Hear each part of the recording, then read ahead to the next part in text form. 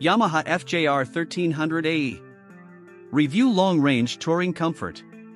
2 days of blasting around Spain's Almeria racetrack and chasing twirling tarmac through the gorgeous, sun-drenched surrounding mountains wasn't the test route I'd imagined for the Yamaha FJR1300 launch. But Yamaha reckon they've got touring and comfort nailed, so to show off their 2016 performance-focused upgrades we ditched the straights for more twirls than the Cadbury's chocolate factory. Yamaha has sold over 100,000 FJRs worldwide, and now with bags of extras on the 2016 model for the exact same price as the outgoing machine, the FJR cements its place in the cream of the sports touring crop. Ride quality and brakes. The Yamaha FJR1300 has always been known for its supreme comfort, but the real surprise was the way it handles if you pressed on a little in the corners. This is also true of the 2016 model, especially the AE and AS variants, which get USD forks and electronically adjustable preload, compression and damping. When tested again in 2019, the Yamaha's brakes in particular begin to feel a little old and lack the response of something like a BMW R1250 RT. Engine. The Yamaha FJR1300 benefits from a new 6th gear, but apart from that the engine remains unchanged. Yamaha managed to squeeze 6 gears in without changing the crankcase. There was no real need to change the FJR1300 engine. The 1,298 cubic centimeters lump produces 144 brake horsepower, and as a result the bike is incredibly fast for such a comfortable machine. Reliability and build quality.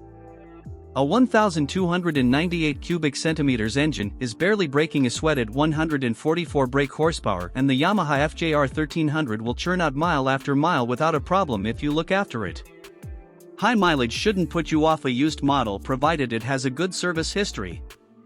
Our Yamaha FJR1300 owner's reviews show mainly positive scores, except one buyer stating he's been through 3 sets of head bearings because he rides progressively. Servicing isn't cheap either. Value versus rivals. Big engine touring bikes come in all shapes and sizes. They can be knob-tired adventurers, superbikes on stilts, fully dressed cruisers, or anything in between. Traditional touring bikes have all but disappeared, but does that mean they're obsolete? Far from it. If Yamaha's evergreen FJR1300 and the BMW R1250 RT are anything to go by. Powered by a whooshing 144 brake horsepower, 1,298 cubic centimeters inline 4, the FJR used to be the last word in refinement and the RT was always the quirky one. But over the years the Beamer has caught up and overtaken the Japanese Tourer with more cubes, power, refinement and technology. Equipment. The FJR's biggest update is the long-awaited and overdue 6th gear. It also gets Yamaha's new slip and assist clutch technology, LED lights front and rear, adaptive cornering lights for peaking round corners, a redesigned tail unit, a new color, and the model is now set up for the Dainese D Airstreet system. First introduced on the 2013 model, the FJR1300's dash was cutting-edge back then, with its analog rev counter and a digital display. Most of the functions are operated via the switchgear, but you have to adjust the trip and traction control on the clocks, like getting up to change TV channels.